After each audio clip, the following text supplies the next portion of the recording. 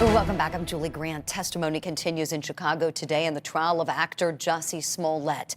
Prosecutors are honing in on their claims that the defendant staged his own hate crime.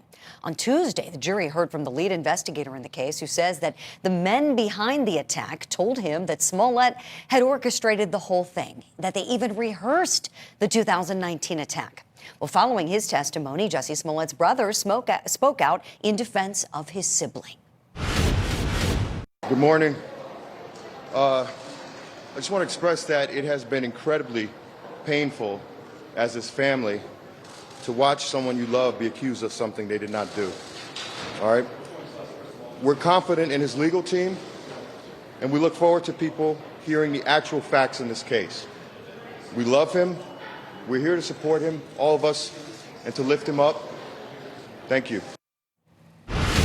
Now, another thing important to note here, Court TV is following this case carefully, but the judge has ordered that no cameras are allowed in the courtroom. So that is why we're unable to broadcast it for you. But we want to assess what we've seen so far in this case. To do that, who better than trial attorney David Otunga, who is in Chicago, Illinois. He's followed this case since the outset, all of the twists and the turns. David, we've spoken about this case many times. You could really be an expert on it.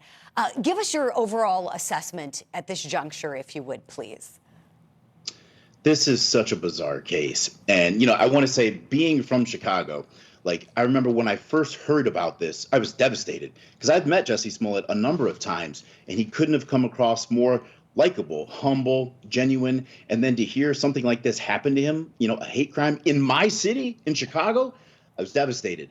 Then, shortly thereafter, you start hearing these reports that he may have staged it. So then I felt extremely betrayed. But I don't know how to take it because, for one thing, I'll say this. His story has never changed. It's always been the same. And in this country, you're innocent until proven guilty. The brothers, their story, it started one way and then it switched because they're really the key point here, if you ask me, because they're the ones who say that this was staged. We know that he paid them money. Jussie says it was for personal training.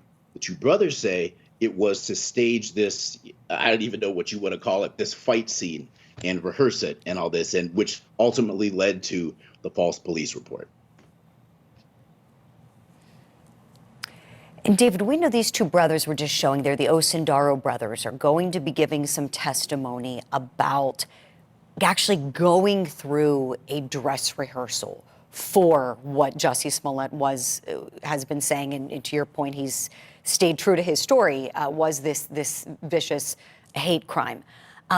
How powerful do you think that bit of testimony is going to be, in that the accusation isn't just that this was staged and a whole farce from the outset for whatever reason, but that it actually was rehearsed by these guys?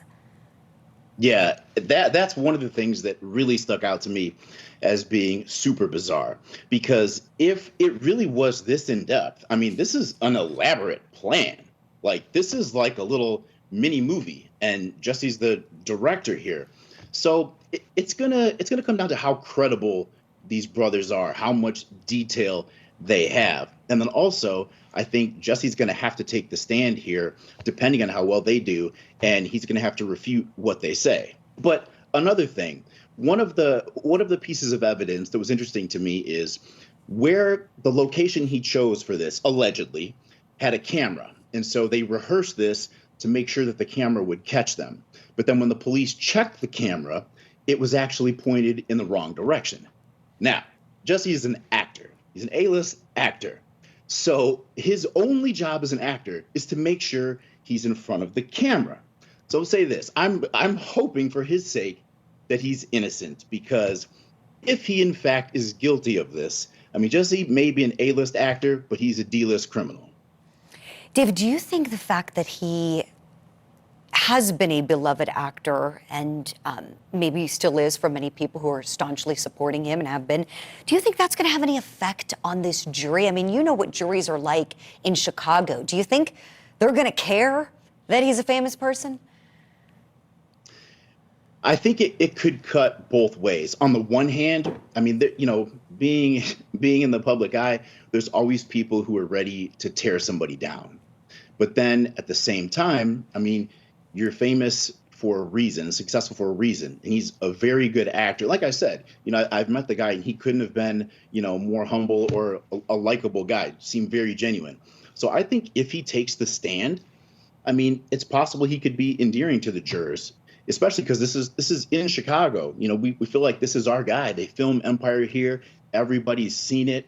I'm sure people have seen him around town as a nice guy. If he gets up there and he tells his story and comes across genuine and believable, I think that could really have a large impact on the jury and in his favor. Right, David. He really could help save himself with testimony.